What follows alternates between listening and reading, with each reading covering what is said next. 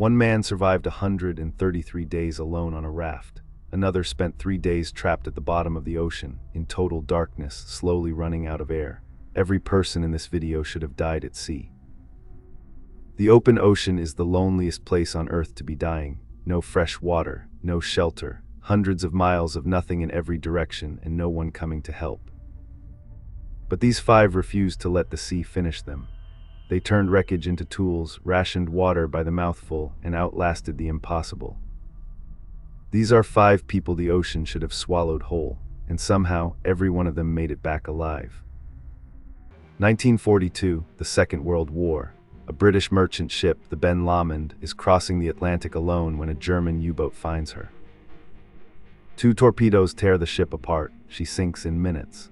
A young steward named Poon Lim goes into the water in a life jacket and watches his ship disappear.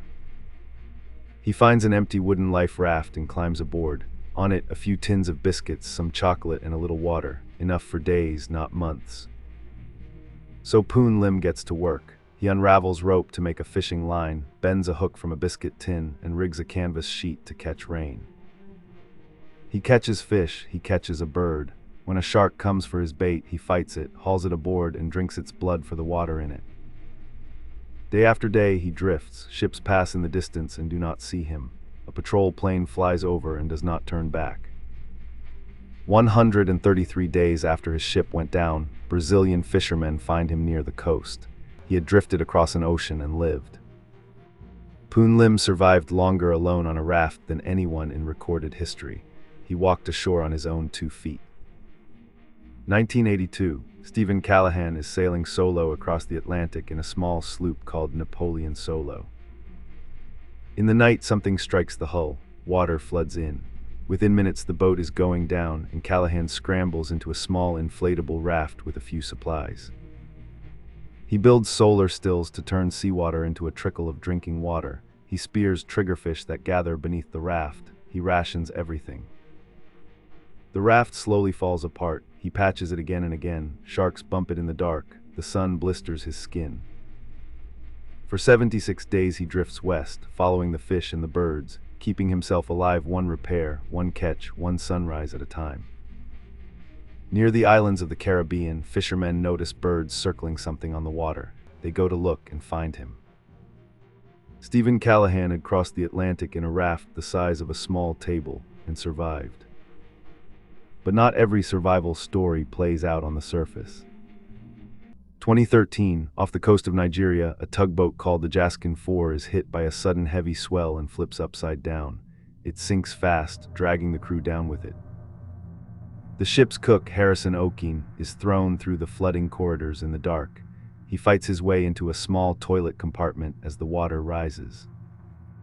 The tug settles on the seabed 30 meters down, completely upside down, and in that overturned cabin, a pocket of air is trapped against the floor above him. Okene wedges himself into that pocket of air, in total darkness, in freezing water up to his chest. He can hear fish, and something worse, taking the bodies of his crewmates in the dark. He waits. Hours pass, then a full day, then another. The air is running out, and the cold is pulling him under.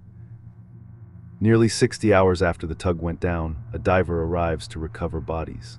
In the beam of his torch, a living hand reaches out of the dark. The diver nearly panics. No one expected anyone alive. They carefully bring Okene up through hours of decompression, and he steps back into the world. Harrison Okene had spent 3 days at the bottom of the ocean, in the dark, and walked away. 1973, Morris and Marilyn Bailey are sailing their yacht across the Pacific, chasing a quiet life at sea. A wounded sperm whale, thrashing after an encounter with a whaling ship, strikes their hull and holes it. The yacht begins to sink. They abandon ship into a small life raft tied to an inflatable dinghy, taking what food and water they can grab before the yacht goes under. Days become weeks. They catch rainwater in sheets, and they learn to catch turtles, fish, and birds with their hands and a bent safety pin. They keep a careful log. They ration by the mouthful. 7 ships pass them. Not one sees the tiny raft on the enormous sea. After 117 days adrift, a Korean fishing boat finally spots them, thin and sunburned but alive, and pulls them from the water. The Baileys had drifted for nearly 4 months in the open Pacific and survived it together.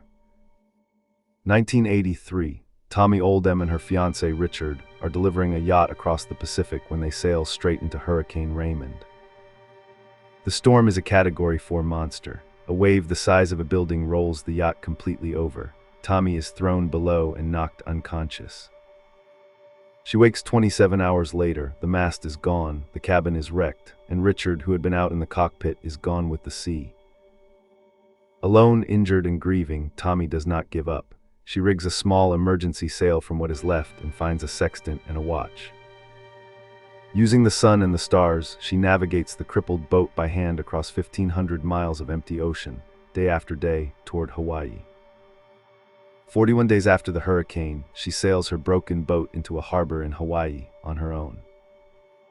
Tami Oldham had survived a hurricane, lost the person she loved, and brought herself home across the Pacific alone. 5 people, 5 stretches of open water that should have swallowed them. What did they share? Not luck alone. Every one of them treated water like gold, turned wreckage into tools, and refused to let the sea decide when they were finished. The ocean offers nothing and forgives nothing.